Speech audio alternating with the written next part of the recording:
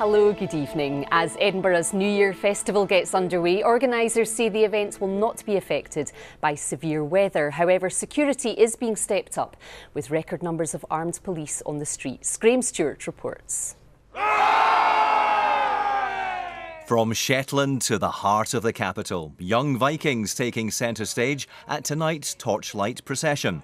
The start of 3 days of celebrations to mark Edinburgh's Hogmanay, now in its 25th year.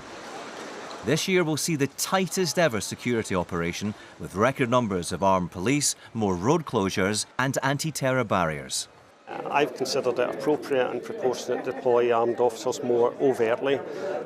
Members of the public should not be concerned by that. It's purely as a preventative and precautionary measure. Yesterday's snow showers have cleared, only to be replaced by the strong winds of Storm Dylan. But organisers say severe weather won't hit the big outdoor events. We have just issued a yellow wind warning for Sunday morning and early afternoon, so we could see quite a windy spell. But then the forecast is for the winds to then ease off a bit as we move into the evening time for the celebrations. It's not just Edinburgh that's gearing up for the celebrations. There's a fireworks display at Stirling Castle, a Highland fling in Inverness, and the traditional fireball parade in Stonehaven. It seems that not even Storm Dylan is likely to spoil this Hogmanay. Graham Stewart reporting Scotland in Edinburgh.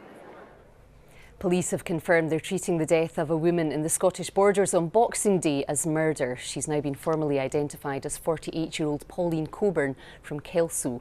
Her body was found along with the body of Kevin Armstrong, who was 53, at a house in the village of Highton. His death was not suspicious and police are not looking for anyone else in relation to Ms Coburn's death. A 59-year-old man has died after being pulled from a burn between Grange and Errol in Perth and Kinross. It happened last night and the police said there were no suspicious circumstances. Scots from the acting, political and sporting worlds are among those being honoured in the Queen's New Year Honours list. A former homeless man who's dedicated himself to helping others and the managing director of the Lecht Ski Centre are also being recognised. There's some flash photography in this report. Yeah, sure, exactly. Polling and political science expert Professor John Curtis has made a career out of predictions, but being made a Sir came as a big surprise. Well, I have to admit that this time this was not something I saw coming, not something I ever predicted, and frankly not something I ever thought would ever happen to me. So I'm certainly genuinely surprised as well, of course, being honoured by the fact that I've been granted this knighthood. After a film career spanning decades from Highlander and Braveheart to Trainspotting and Game of Thrones, the veteran actor James Cosmo is awarded an MBE. The head of the Scottish Fiscal Commission and Scottish Water Chair Susan Rice has been made a Dame for her services to business, the arts and charity, while Liberal Democrat Deputy Leader Joe Swinson gets a CBE. And the cyclist Mark Beaumont gets a British Empire medal after making a second record-breaking bike trip around the world. My world has been turned upside down in the last 3 months since I got back to Paris and got around the world in 80 days. And it's all been a bit of a whirlwind, so to end up in the New Year's Honours list, wonderful, and I'm sure when the day comes it will be one I'll remember for a very long time. For services to another sport, James McIntosh, who started the Lecht ski area 40 years ago, has also been honoured. Well, the reaction to that is just one of complete surprise. I didn't ever think that I would get an award like this, and I'm really over the moon about it.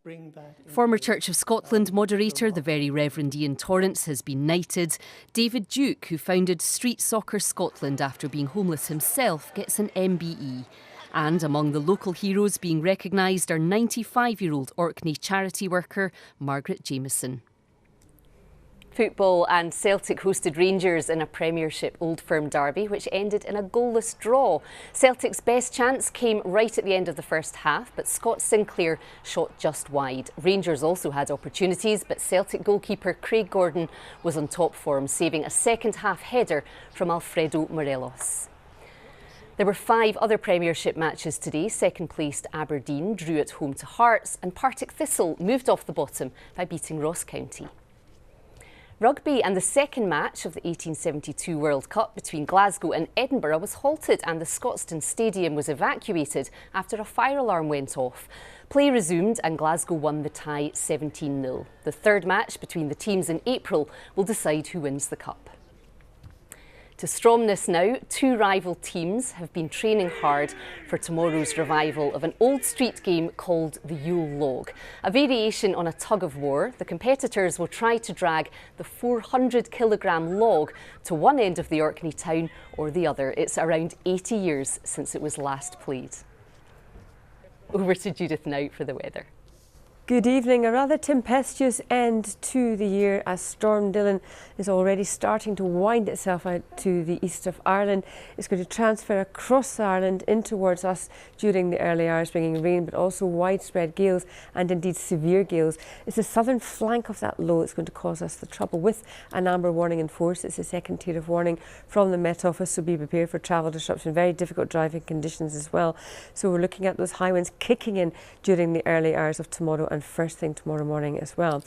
But as we head through the evening, actually a lot of dry weather with clearing skies as well, and there will be a risk of ice across eastern and northern parts before we see a band of rain and hail snow moving in across the south, extending to most places as we head through the night, all but the far north and the northern Isles, which stay dry. Temperatures falling to around about freezing to 2 Celsius for most of us. So tomorrow morning it's all about the wind across the south. We're looking at potential gusts of 70 to 80 miles per hour towards this southwest corner here. Widespread gales through across southern and central Scotland, and we will have that rain to contend with as well. But it all actually starts to clear fairly quickly. The winds ease off, and also that rain as well clears away into the North Sea, leaving us with showers for western Scotland but brightening up across eastern areas. And temperatures will be higher than we've seen of late as well, around about 7, maybe 8 Celsius at best. So everything improves for the afternoon. So as we head towards the bells, we're looking at showers for western Scotland, a lot of dry weather in the east, and actually not as cold as of late. And that's Reporting Scotland. We're back tomorrow evening at 6:20. Bye bye for now.